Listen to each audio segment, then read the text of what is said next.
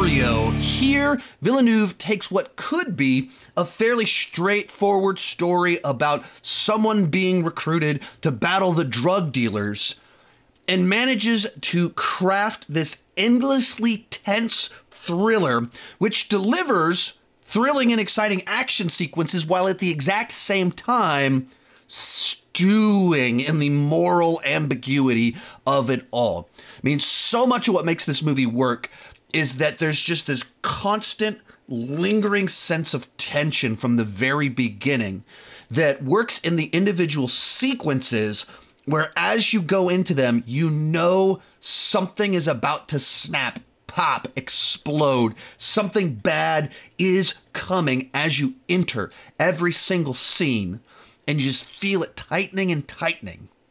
But likewise, the grander narrative as a whole, as Emily Blunt goes further and further down the rabbit hole, you feel the grand sense of tension growing as she's further and further in the middle of everything, isn't quite sure what's going on, and you're just waiting for that tension to be released. All while sitting in this scenario of questioning how far is too far.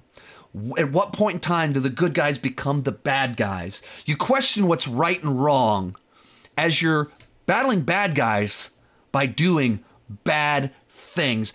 And so much of what just elevates this whole film are all the small little specific details, the way that it's shot, the way that music is used. It just makes for this lingering sense of danger.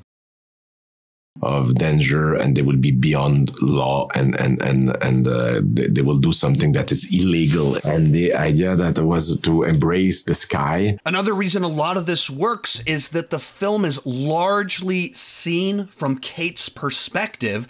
And while we don't know a ton about her, we feel like we understand her, what she's trying to do, generally speaking, who she is. And she's brought into this world where she doesn't fully understand the mission she's on. She doesn't understand the people around her or even what they're connected to or with. She doesn't fully understand why they want her on this mission.